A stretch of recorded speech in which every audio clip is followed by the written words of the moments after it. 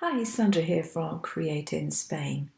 As you may be aware, if you've already watched a few of my videos, I share my files for the designs for my cards and so on and so forth. I share designs for stamps that you could make, for drawings and cartoons, that sort of stuff that you could actually copy. But I think there is a misconception amongst viewers that you can only use my files if you have a cutting machine. Well, it helps, but it's not always strictly true, so I did wanted to have a word with you.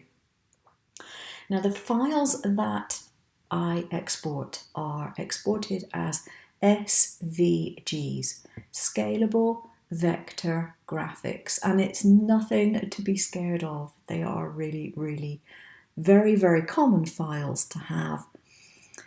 It's different from what you might be used to if you're not used to vector drawings, because they are not classed as JPEGs. They're not classed as PNGs. PNGs are the ones which quite often have a transparent background that's slightly different to JPEGs.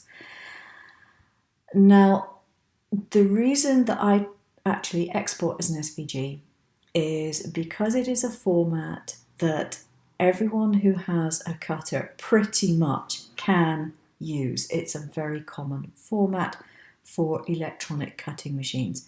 And even if you don't send an SVG to your cutter, you can generally import it into your software, do what you want to do with it, and then export it to whatever format your cutter takes, in most cases. Now, what happens if you don't have an electronic cutter?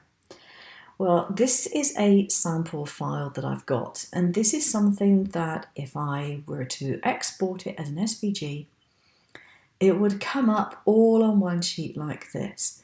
Now, if I'd exported it as a JPEG, you'd have severe problems in doing anything with it unless you had a lot of knowledge and some expertise and the right software.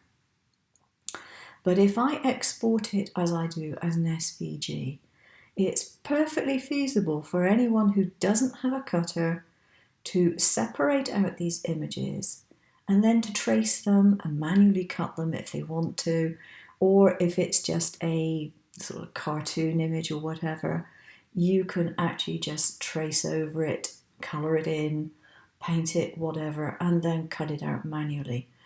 Whatever you want to do with it. But when you see it like this, I've had comments before, but I can't use the SVG, everything's overlapping.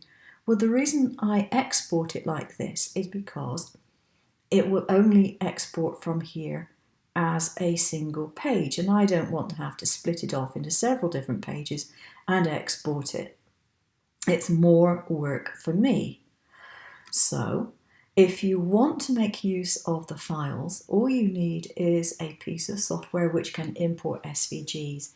Inkscape is a free one that will, I believe, import SVGs. Someone can comment below if I'm wrong, but I believe it will. On the Mac, I have a program called Graphic that will import SVGs, and I'm sure that there are numerous other programs that will. And I'm sure there are plenty of programs for Windows and indeed most probably for iPads and tablets that will import SVGs. And as long as it imports with an SVG, you can then separate all this lot. What I may well do before I export it, simply to make sure nothing goes astray, is to group it together. So if you've imported it as an SVG and you can't move anything from where it is, then you simply ungroup it. Select it and ungroup it. And then you'll find you can move your objects wherever it is that you want to move them. Now, once you've ungrouped it, you can put it on different pages if you wish, or you can just align it a bit easier for tracing purposes. So, I could, for example, pick up that heart and move it over there because I could cut it out separately. But quite often when I've done a design, there will be more than one page to be used because you can't get everything on an A4 page all the time. So that's how you actually use it. Once you've actually separated it out, you can print it off on your printer as normal and you can trace it. Or if you have a tablet, you can simply put it into whatever software you're using and trace it with your pen on your tablet. So you don't have to have a cutter to make use of this.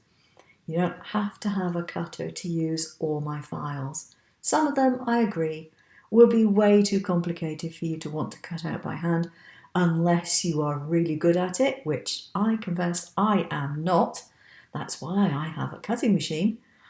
But there's no reason why you can't do it if that's what you want to do. So that's just a quickie today, just to advise you on the use of SVGs. Oh, and one more thing to add. It's a scalable vector graphic, which means you can enlarge any bit that you want to enlarge, as long as you enlarge all of it if it's grouped objects. You can make it smaller, you can do what you want to do with it. It will still maintain its integrity. It won't get to be a poor quality image just because you've altered the size. Obviously, if you were going to do something like this, where the proportions are particularly important, then if you're going to alter the proportions, select everything and then alter the proportions accordingly. That's it. Please keep a lookout for my other videos and I'll see you again soon. Bye bye.